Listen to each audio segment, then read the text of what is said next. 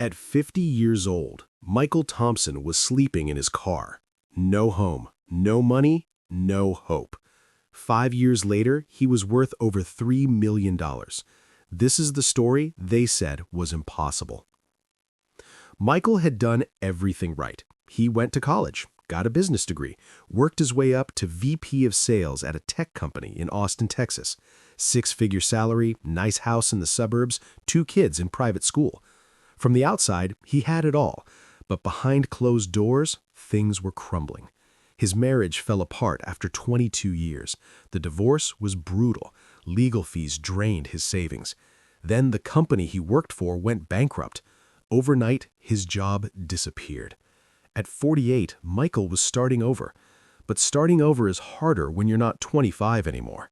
He sent out hundreds of resumes. Crickets. You're overqualified. We're looking for someone younger. We went with another candidate.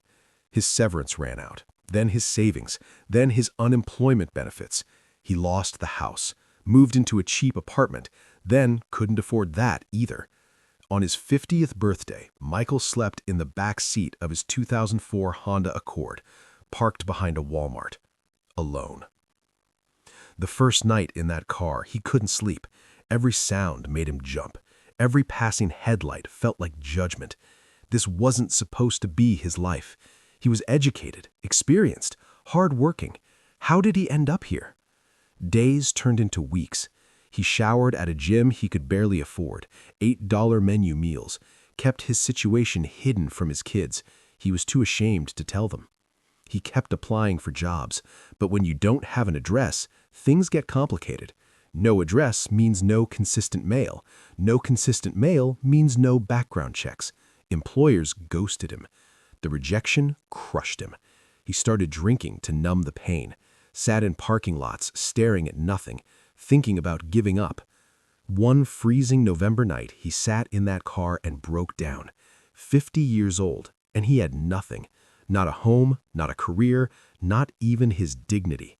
He looked at himself in the rearview mirror, unshaven, exhausted, defeated, and he asked himself one question: is this how my story ends? That question haunted him. The next morning, something shifted. He didn't have an answer yet, but he decided he wasn't going down without a fight. Michael started going to the public library every day. Free Wi-Fi, warmth, hope. He began researching, reading, learning. He stumbled across videos about e-commerce and online businesses. People were building companies from laptops, no office, no employees, just hustle and internet. Michael had nothing to lose. He took the last $200 he had, bought a course on Amazon FBA, Fulfillment by Amazon. He studied it like his life depended on it, because it did. He learned how to find products, how to source from suppliers, how to sell online. He started small, really small. He found a supplier in China selling phone accessories, ordered a test batch of 100 units for $150, sold them on Amazon for a small profit, then reinvested, ordered 300 units, then 1,000. He worked 16-hour days, still living in his car, still showering at the gym, but now he had a purpose. Month 1, $800 profit. Month 2, $2,400. Month 3, $6,000. By month 6, he made enough to rent a small studio apartment. His first night sleeping in a real bed, he cried. Not from sadness, from gratitude. He didn't stop there. He scaled his business, added more products, optimized his listings, learned Facebook ads. Year 1, $120,000 in revenue. Year 2, $450,000. Year 3, he hit 7 figures. By 55, Michael's net worth crossed $3 million. He now owns a home, drives a Tesla, reconnected with his kids. But more than that, he rebuilt his soul. Michael doesn't tell this story to brag. He tells it because he wants you to know something. It's never too late.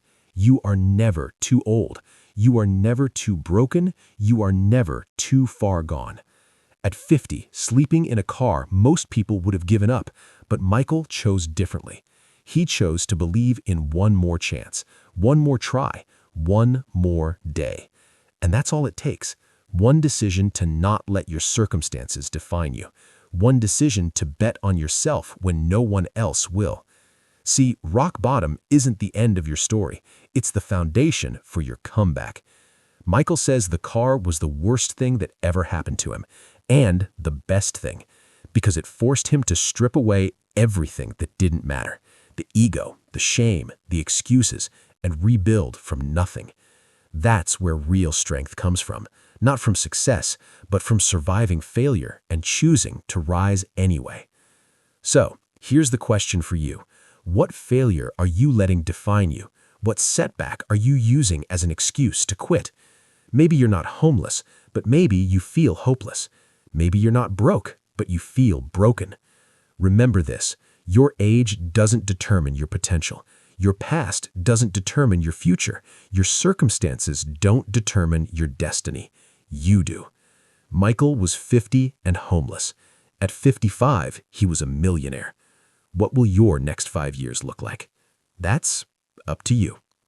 If Michael's story moved you, smash that like button and subscribe for more incredible comebacks. Comment below, what's your comeback story gonna be? Let's inspire each other. See you in the next one.